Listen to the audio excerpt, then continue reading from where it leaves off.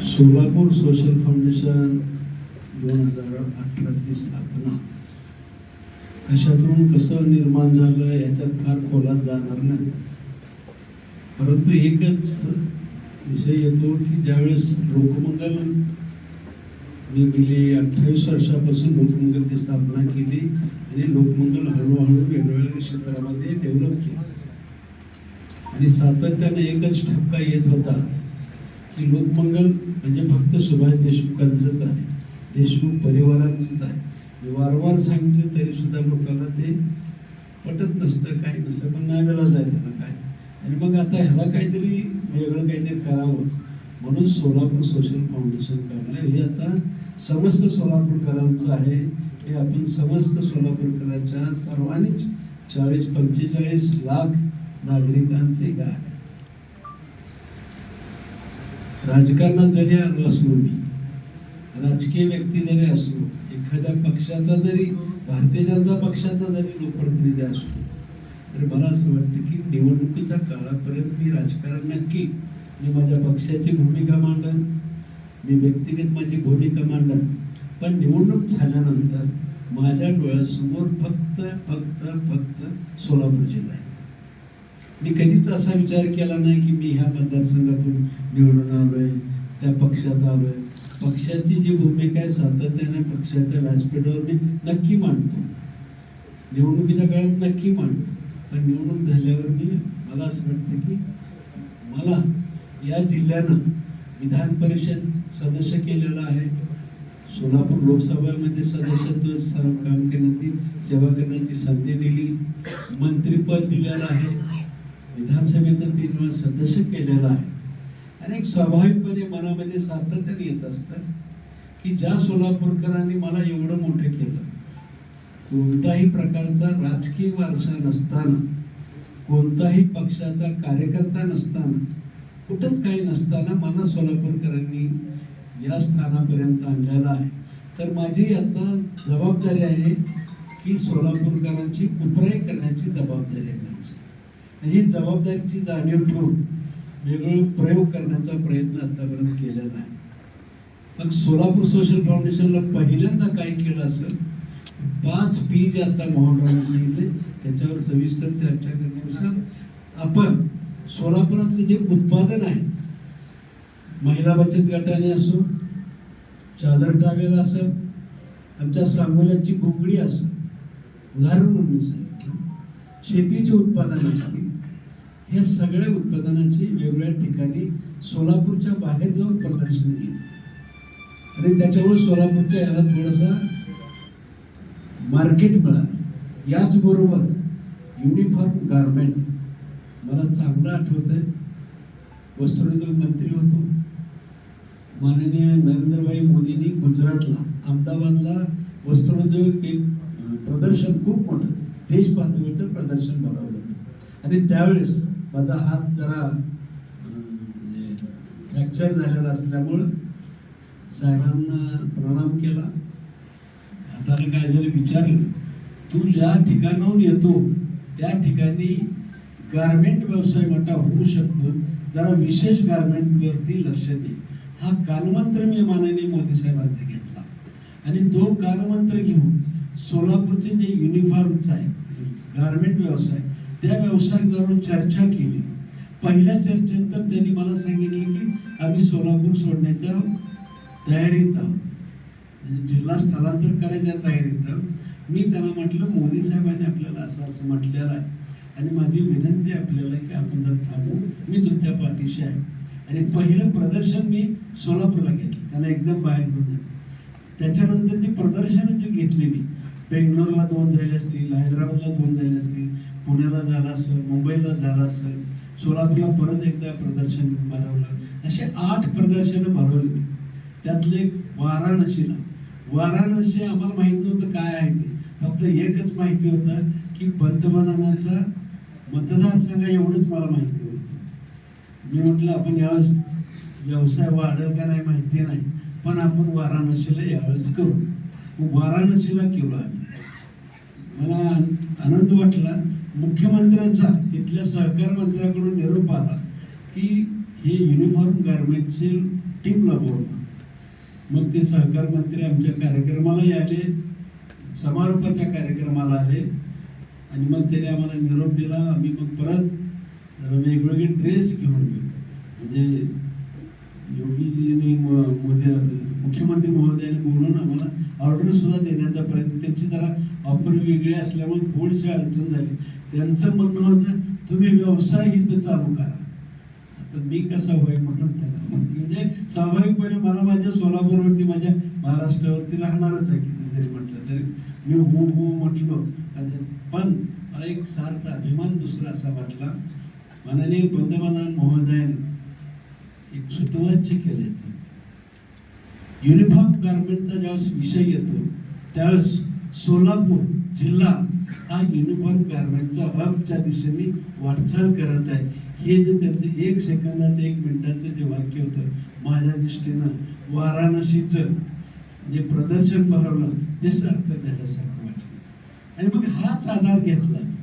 आता चिंचणी बाबतीत मी बोलत नाही, कारण चिंचणी तुम्हाला पाठ झाला, मी वेगळं सांगायची गरज नाही. चिंचणी असेल आणि युनिफॉर्म एक 5 P काढले आहे. आपल्याला काय प्लेसेस म्हणजे काय, चिंचणी एक गाव झालं. जसं की आता पंढरपूरमधली तर सगळी गावं मी सांगू शकतो पुढे, पण तेवढा तुमचा वेळ वाया घालवतो. अशी जी गावं आहेत, आमची तीर्थक्षेत्र आहे, ऐतिहासिक स्थळ आहेत, प्रेक्षणीय स्थळ आहेत, काय अशा ठिकाणचं मार्केटिंग करावं. किंबहुना भविष्य काळामध्ये कृषी पर्यटनावरती सुद्धा भर देण्याचा विचार आहे. कारण या जिल्ह्यात कृषी पर्यटन वाढायला खूप संधी आहे. तो सुद्धा मी करायला म्हणजे प्लेसेस, प्रोडक्ट, जे प्रोडक्ट जो अनुभव मला चिंचणीचा आला ठिकाणाचं मार्केटिंग करायचा, तो उत्पादनाचं मार्केटिंग. ज्यावेळेस मी प्रदर्शनं भरवली होती त्यावेळेस घोंगडीला सुद्धा चांगलं मार्केटिंग झालं. मला आठवतं की एक सत्कार सुद्धा आमच्या सोलापूरला पंतप्रधान महोदय आले त्या घोंगडीनेच केला होता आणि त्याच कार्यकर्त्याने करून घेतला. तसं युनिफॉर्म गारमेंटचं जे मार्केटिंग झालेलं आहे आणि त्याच्यावर मला वाटलं की आता युनिफॉर्म ते प्रॉडक्टचं मार्केटिंग म्हणजे प्रॉडक्ट हा P तो घेऊन प्रॉडक्टचं, मग शेती उत्पादन असतील, औद्योगिक उत्पादन असतील, महिला गटाने छोटे छोटे उत्पादन केले त्यांना सुद्धा मार्केटिंग करून द्यायचं काय. ह्या दोन्ही झाल्यानंतर मी दोन्हीकडचंही पाहतो. ज्यावेळेस चिंचणीचा विषय येतो त्यावेळेस तिथले स्थानिक लोक चिंचणीचं पर्यटन स्थळ व्हायच्या अगोदर बऱ्यापैकी बाहेर कामाला जात होती. आता मला सार्थ अभिमान आहे, चिंचणी पर्यटन झाल्यामुळं, क्षेत्र झाल्यामुळं आता स्थानिक रोजगार त्याच ठिकाणी निर्माण झाले. त्याच गावात, एका छोट्याशा गावात 70-75 गावात घरं असलेल्या गावात जर पर्यटन क्षेत्र वाढलं तर रोजगाराला कशी संधी आहे ते कळालं. आणि युनिफॉर्म गारमेंटमध्ये आजही त्यांना किमान 5,000 लोकांची कामगाराची गरज आहे. म्हणजे तिथं नोकऱ्या मिळू शकतात. आणि तिसरा जो P आहे तो प्लेसमेंट, म्हणजे नोकऱ्या कशा वाढतील. हे पर्यटन क्षेत्र वाढलं, मार्केटिंग प्रॉडक्टचं मार्केटिंग झालं, स्थानाचं मार्केटिंग झालं तर आम्हाला नोकऱ्या एक मिळू शकतात. आणि मग नोकऱ्यावरती आम्ही जास्त भर द्यायला, कारण सोलापुरातला प्रत्येक गावातला तरुण हा गावातच राहायला पाहिजे, तालुक्यातच राहायला पाहिजे, जिल्ह्यातच राहायला पाहिजे. त्याला कधीही बाहेर जाऊन, त्याच्यावर मी नंतर बोलतो, पण मला त्यासाठी आम्ही प्रयत्न करतो. पर्सनॅलिटी, माझ्या या गावातले अनेक कलाकार वेगवेगळ्या क्षेत्रामध्ये काम करतात. कोण खेळाडू सुद्धा आहेत, कोण मोठे उद्योगपती आहेत, कोण IPS IAS अधिकारी आहेत. मला असं वाटतं ह्या सुद्धा लोकांचा मान सन्मान त्या गावामध्ये झाला पाहिजे, त्या तालुक्यामध्ये झाला पाहिजे. ही लोक, ही आमची जे आयडियल लोक आहेत, आयडॉल म्हणून आम्ही महाराष्ट्राला दाखवले. जसं की उपळ गाव आहे, उपळ्यासारख्या गावामध्ये 3-4 अधिकारी IAS अधिकारी, 3-4 अधिकारी IPS अधिकारी असतील. हे गाव म्हणजे मला असं वाटतं मॉडेल, की ज्यावेळेस केव्हा माणसांचं मार्केटिंग आम्ही केलं पाहिजे. आमच्याकडे ही मोठी माणसं आहे, एकापेक्षा एक मोठी माणसं आहे, त्यांचा मान सन्मान करावा असं एक मला वाटलं. आणि म्हणून म्हणजे आम्ही पर्सनॅलिटी म्हणून 4थं केलं. आणि 5वं जे P आहे ते पोल्युशन, म्हणजे पर्यावरणावर जे आपण विचार करतोय. मला असं वाटतं की सोलापूर जिल्ह्यामध्ये वृक्ष लागवड कमी आहे. सोलापूरची स्वच्छता असेल, हरित सोलापूर असेल, हरित जिल्हा करण्याचं काम, अशा 5 वेगवेगळ्या P वरती काम करतो. काम करत असताना आपला रोजगाराचा एक विषय भेडसावणारा जिल्ह्याला विषय. जिल्ह्यामध्ये मला असं वाटतं की तुम्हालाच आव्हान करतोय, तुम्ही पंढरपुरातले आहात सर्वजण. आम्ही पांडुरंगाच्या दर्शनाला लाखो लोक येतात आणि आम्हीच हळूच कुजबुज करतो. पांडुरंग गरिबांचा देव म्हणतात. 100% खरं आहे. गरिबांचा देव आहे का? 100% आहे. पण मला असं वाटतं की पैसेवाल्याला सुद्धा आकर्षित करायकडे, कारण पैसा आला की ऑटोमॅटिक सगळ्या गोष्टी येणार, गरिबाकडे कोण येणार आहे. आणि म्हणून मला असं वाटतं की आम्ही याही चिंतन केलं पाहिजे. आमचे धार्मिक स्थळ, जसं मला नेहमी वाटतं, एक शिर्डी गाव, त्या शिर्डी गावावरती साईबाबांची कृपा झाल्यामुळं शिर्डी गाव महाराष्ट्रात, देशात, जगात नावारूपाला यायला लागलेलं आहे. त्याच्या अगोदरचे आमचे पांडुरंग आहेत, त्याच्या अगोदरचे आमचे स्वामी समर्थ आहेत, त्याच्या अगोदरचे आमचे ग्रामदैवत सिद्धरामेश्वर आहे, त्याच्या अगोदरच आमचं कुडल संगम आहे. कुडल संगम तर 14च्या अगोदर मला वाटतं काय प्रसिद्धीच होतं का नव्हतं, आत्ता थोडंसं प्रसिद्धीच्याच होता. मी काल तिथं जाऊन आलो तर तिथं आत्ता ते सांगत होते, आता आमच्याकडे गाड्या भरपूर यायला, आता आम्हाला जरा भक्त निवास करायचं आहे. म्हणलं थांबा, भक्त निवासाला दुसरा मार्ग काढ. उत्पन्न वाढायला लागलेलं आहे. आणि म्हणून मला असं वाटतं की आपल्या धार्मिक स्थळ खूप मोठ्या प्रमाणात आहे. आपण सुद्धा आपल्या माध्यमातून धार्मिक स्थळांचं सुद्धा आख्यायिका काय आहे हे सुद्धा आपण जरा थोडंसं आपल्या माध्यमातून महाराष्ट्राच्या, देशाच्या पुढं आली पाहिजे असं मला वाटतं. या निमित्तानं आपला सगळा रोजगार वाढणार आहे.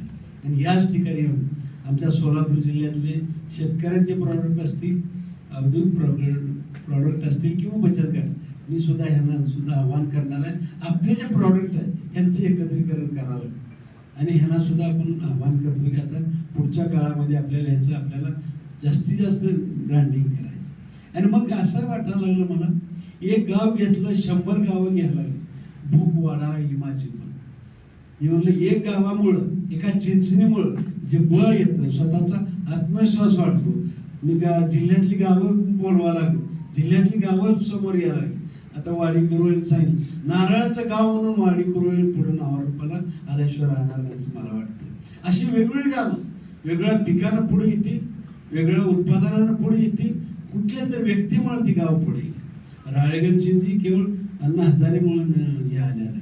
आणि मला या निमित्ताने आपल्याला आपल्या प्लेसेसचं, आपल्या प्रॉडक्टचं सगळं तुमच्या हातात आहे. तुम्ही जरा सगळ्या गोष्टी या पूरक कराव्यात असं मला वाटते.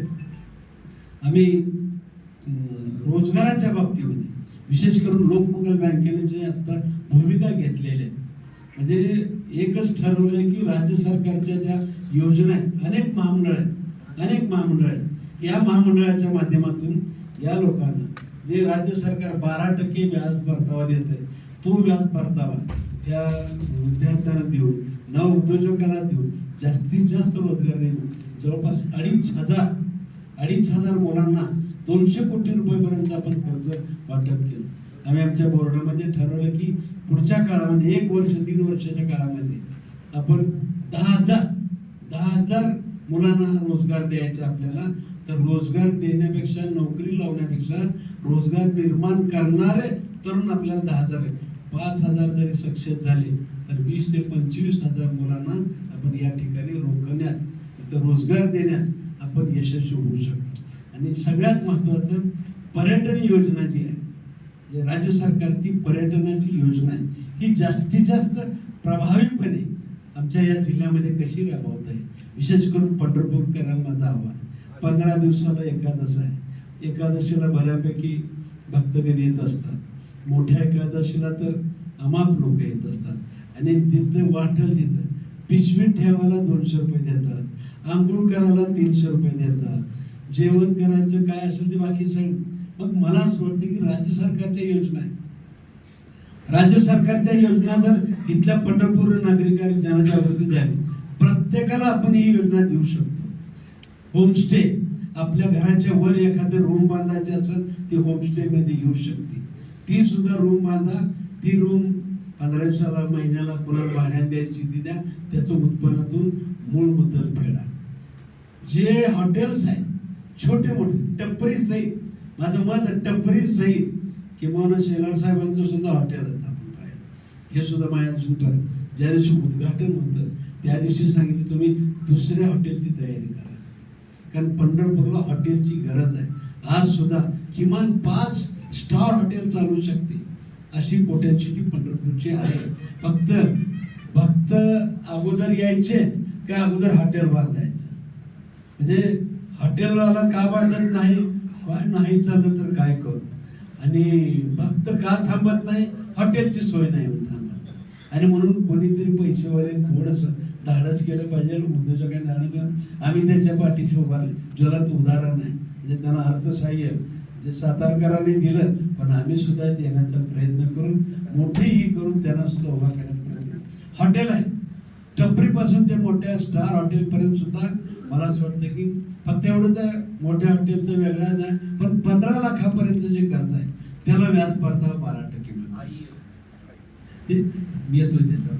मला असं वाटतं की हॉटेल आहे, होमस्टे आहे, याच बरोबर मला आपल्या पंढरपूरमध्ये जे पदार्थ आहेत, पूजेचे पदार्थ, साहित्य आहे, जे आता मूर्त्या बनवतात, पांडुरंगाच्या मूर्त्या बऱ्याच ठिकाणी बनवत असतील असा माझा अंदाज. ह्याही लोकांना 12 लाखापर्यंत कर्ज आपल्याला या निमित्ताने देत आहेत. सगळ्यात महत्वाचं मला असं वाटतं की इथं टुरिस्टच्या गाड्या, जे लाईट व्हेकल असं टुरिस्ट ट्रॅव्हलचे मोठ्या बस असतील, ह्या सुद्धा जर आपल्याला घ्यायच्या असतील त्यांना सुद्धा 15 लाखापर्यंत 12% व्याज देत आहेत. सगळ्यात महत्वाचं आता पुणे मुंबई सारख्या लोकांना स्टार हॉटेलपेक्षाही शेतात राहायचं बरं वाटतं असं माझं मत आहे. म्हणजे 2 दिवस कुठं तर जायचं, आणि कृषी पर्यटन, माझ्या शेतकऱ्याला सुद्धा चांगलं उत्पन्न मिळालं पाहिजे. आपला जिल्हा हा ज्वारीचा जिल्हा आहे, आणि ज्वारी हुरडा, आता आपल्याला हुरडा शेतकऱ्याला सुद्धा प्रत्येकाला सांगा हुरडा विकायला सुरू करा. माझा शेतकरी हुरडा विकायचं म्हणलं की त्याला जरा कसं तर वाटतं, हे हुरडा कुठे विकत असतात, अरे व्यवसाय करायचा आपल्याला, काय करायचं, पण ते काय दातृत्व मोठं आहे त्याचं. पण मला असं आपल्या माध्यमातून शेतकरी म्हणजे कृषी पर्यटनाला सुद्धा एक घर बांधलं छोटंसं, आपण राहावा किंवा कोणाला भाड्याने द्या, 4 जनावरं ठेवली, लोकांना शिळीची धार काढायला सुद्धा कौतुक असतं. पुण्याच्या मुंबईच्या लोकांना बैलगाडीतून फिरलं तरी सुद्धा त्याला कौतुक असतं, त्याचं कौतुकच वेगळ्या ग्रामीण भागाचं. पण हे आमच्या ग्रामीण भागाच्या सर्वांना शिकवलं गेलं पाहिजे. आणि मग मला असं वाटतं की सरकार सुद्धा, मला वाटतं देवेंद्र फडणवीसला बहुतेक भविष्य किंवा अंतर्ज्ञानी असतील असं वाटतं कधी कधी, कारण अनेक लोकांनी कर्ज काढलेले आहेत, पुरुष मंडळींनी कर्ज काढले आणि बऱ्यापैकी थकलेले बी आहेत. कोणी भरलं नसेल किंवा कोणी न भरल्यामुळे व्यवसायाच्या अडचणी भरलं नसेल, आणि म्हणून त्यांनी काय केलं, महिलांच्या नावावर कर्ज नसते बहुतेक, म्हणून पर्यटन योजना ही महिलांना प्राधान्य दिले. तिथं जात धर्म नाही केला, फक्त महिला, म्हणजे पुरुषाचं जरी सिव्हिल खराब असलं तर यांच्या धर्मपत्नीचं सिव्हिल खराब नसतं, कारण कर्ज उचलेलं नसतं. आणि मग बहुतेक देवेंद्र फडणवीसनी ही योजना केवळ आईसाठी, इथं कुठली जात धर्म काय केलेलं, सर्व जाती धर्मात. माझं मत आहे ही पर्यटनाला पूरक आहे. मी गॅरंटी सांगतो, जेवढे काय तरुण असतील, जेवढे काय ज्येष्ठ नागरिक, कोणालाही या 5-6 याच्यामध्ये पदार्थ करायचे असतील, मूर्त्या करायच्या असतील, गाड्या घ्यायच्या असतील, हॉटेलला रिन्युअलला करायचं असेल, घर बांधा, काही करा, पण मला असं वाटतं की ही योजना प्रभावीपणे राबवू, म्हणजे ऑटोमॅटिक धंदाही वाढत राहतो आणि रोजगार निर्माण मोठ्या प्रमाणात होऊ शकतो, आणि आपलं सोलापूरचं मार्केटिंग सुद्धा होऊ शकते. आणि या सगळ्या जे कार घेणार आहेत, काय करणार आहेत, त्यांच्या खिशात सोलापूरमध्ये काय काय आहे हे सुद्धा ठेवायचा विचार आहे. तालुकानिहाय काय आहे, प्रत्येक तालुक्यात काय आहे वैशिष्ट्य, त्या तालुक्याची एक पुस्तिका आपण काढायला लागलेलं आहे. त्या पुस्तिकेच्या माध्यमातून सुद्धा त्या तालुक्याची ओळख व्हावी, जिल्ह्याची ओळख व्हावी. मला असं वाटतं, मी मग म्हटल्याप्रमाणे माझी आता भूक वाढली, 100 गावानं माझं पोट भरणं, आता एकच वाटायलंय, माझा जिल्हा राज्यामध्ये पहिला काही 5-10 मध्ये यावा, पण त्यासाठी तुमचीच सहकार्याची गरज आहे. तुम्ही नाही ठरवलं तर अजिबात होऊ शकत. मला आठवतंय 10-12 वर्षापूर्वी, आपल्याला बी आठवत असेल, अरविंद केजरीवाल सारख्या माणसाला मुख्यमंत्री करणं, त्याच्यात 90% सिंहाचा वाटा हा आपला आहे, असं माझं मत आहे. म्हणजे त्या अण्णा हजारेंनी तिथं उपोषण करणं, त्याला हायलाईट करणं, रोज मुख्यमंत्र्याचा म्हणजे उमेदवार मुख्यमंत्री आपण म्हटलं. काही काळ तर मला आठवतं की पंतप्रधानाचा तिसरा उमेदवार म्हणून आपणच म्हणत होता. आपण म्हणलं तर मला खात्री आहे. आणि आता जे मोहनरावनी म्हणले, पंढरपूरला जर बीज रोवलं गेलं तर ते चांगलं उगवतं असं म्हणून. आणि म्हणून मला त्यांनी म्हटलं की तुम्ही पंढरपूरला येऊन इथं बीज पेरा. मग इथल्या बीज पेरलं तर ते अख्ख्या सोलापूर, अख्ख्या महाराष्ट्रात, अख्ख्या देशात जाऊ शकते. म्हणून मला असं वाटतं हे करावं.